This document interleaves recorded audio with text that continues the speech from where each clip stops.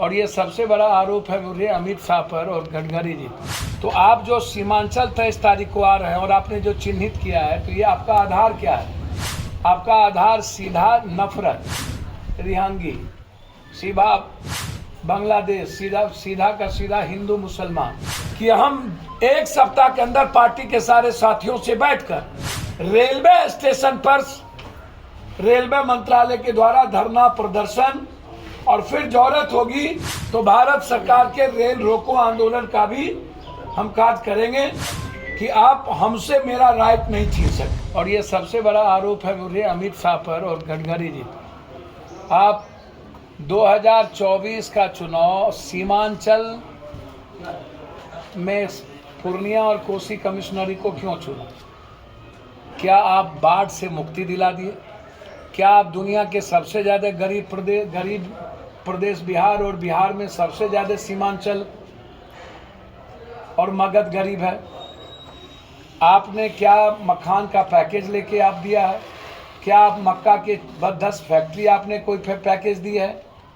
क्या आपने महानंदा, गंडक, कोसी, कमला, कनहर, बूढ़ी और गंगा, इसकी गाद निकालने के लिए क्या आपने 1,07,000 करोड़ का जो पैकेज था, क्या आपने वो दिया है? तो आप जो सीमांचल 23 तारीख को आ रहे हैं और आपने जो चिन्हित किया है, तो ये आपका आधार क्या है? आपका आधार सीधा नफरत, रिहांगी, सीधा बांग्लादेश, सीधा का सीधा हिंदू मुसलमान।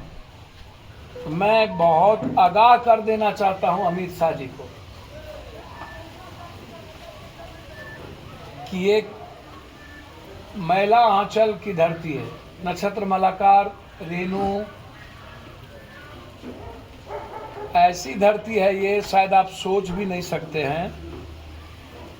ऋतंबरा, उमा भारती से लेकर के जितने सारे बीजेपी और संघी इस इलाके में आए, वो दुरुस्त होके गए।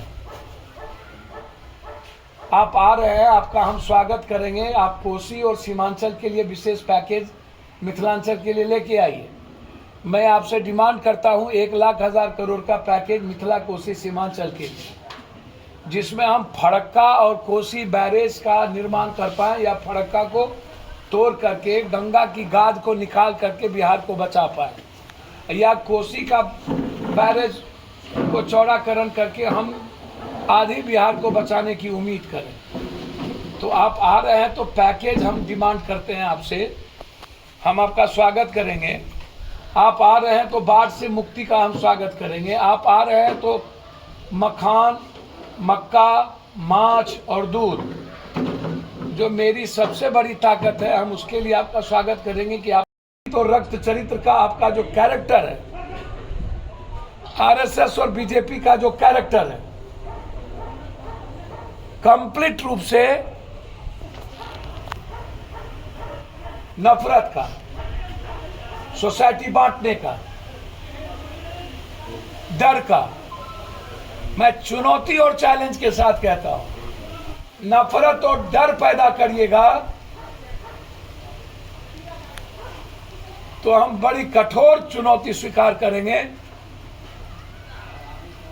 और फिर नफरत का आधार के लिए पप्पू यादव से लड़ना होगा। इसलिए हम 23-24 तक इंतजार करेंगे आपके आचरण का, और उसके बाद 2024 का एजेंडा सेट करने हम आपको नहीं देंगे कोसी सीमांचल। उसके लिए पप्पू यादव को जो भी कुर्बानी देनी पड़ेगी हम देंगे, लेकिन समाज बांटने का राइट बीजेपी को और आरएसएस को नहीं, जो लगातार हो रही। मैं हिंदी भाषी इलाके के क्षेत्र के लोगों से अपील करता हूं कि हमको साउथ इंडियन से सीखना चाहिए, हमको नॉर्थ से सीखना चाहिए कि वो नफरत करने वाले और डर पैदा करने वाले को कभी प्रवेश करने नहीं दिया। वो विकास का आधार है नॉर्थ का, और हमारा आधार जाति या धर्म मजहब का हो जाता है। लोगों के भीतर शंका बनी हुई है सीमांचल कोसी में आम लोग दहशत में हैं अमित शाह के डेट से, डरे हुए हैं। क्या करेंगे, क्या बोलेंगे, कहां समाज को तोड़ देंगे, कहां दंगा पैदा करेंगे। एक सेंसेशनस क्यूरियोसिटी पैदा हुई है। तो ये मेरे लिए तो गंभीर विषय है। कहीं हम सफर या बड़ी लंबी दूरी का कोई भी ट्रेन, जिसको पप्पू यादव ने हम सफर को शुरू किया था, वैशाली ट्रेन भी पप्पू यादव जबरदस्ती ला करके शुरू किया। कई ट्रेनें हमने शुरू की थी। अब आप हमको एक बात बताइए, मैं आपसे एक बात पूछूंगा। जब एमपी एमएलए मंत्री सो जाएगा, जब हम लड़ना और आवाज देना खत्म कर देंगे और सड़क सूनी हो जाएगी, तो सरकार तो बर्बाद होगा ना हो। न जनता लड़ना चाहती है, न प्रतिनिधि। आम जनता की सुविधा छीनने की औकात भारत सरकार को बाप जिंदगी में नहीं हो सकता।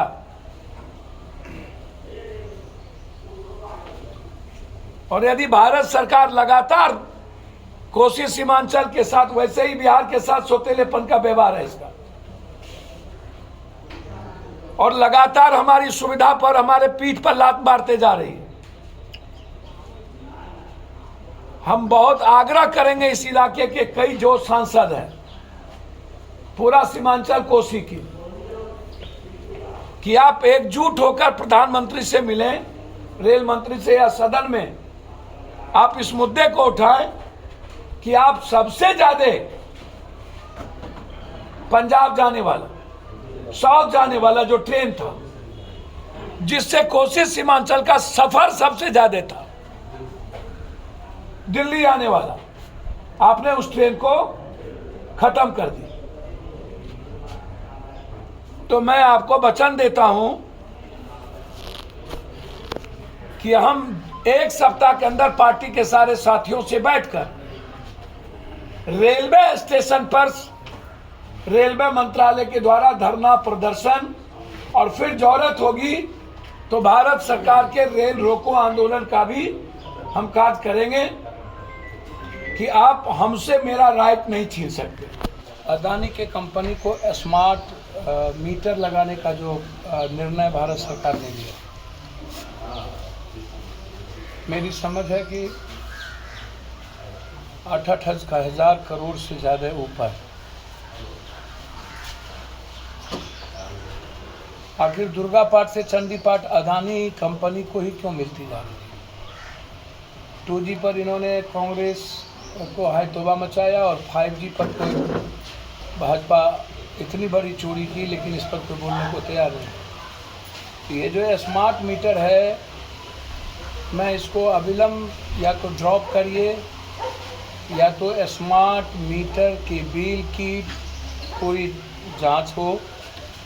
जो बिल आता था उससे कई गुना ज़्यादा बिल स्मार्ट मीटर से आना शुरू हो गया। स्मार्ट मीटर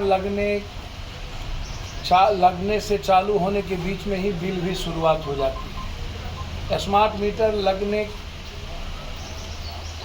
के बाद जब हम कूपन सिस्टम में आए, तो हमको लग रहा है कि हमने एक SLF बॉल को हमने जलाया या एक पंखा जलाई और बिल आ गया और खुद बिजली कट भी गई।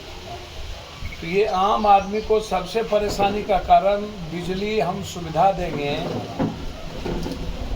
हम एक तरफ बात कर रहे हैं कि हम आम आदमी को बिजली है या पानी, ऐसी चीज़ों में हम सुविधा देने की बात कर रहे हैं, और दूसरी तरफ स्मार्ट मीटर के द्वारा किसी बड़ी कंपनी को मुनाफा देने की बात करते हैं, और पब्लिक को पूरा का पूरा उसको ख़त्म करने की बात है। एक तो यह इशू सबसे बड़ा इम्पोर्टेंट है।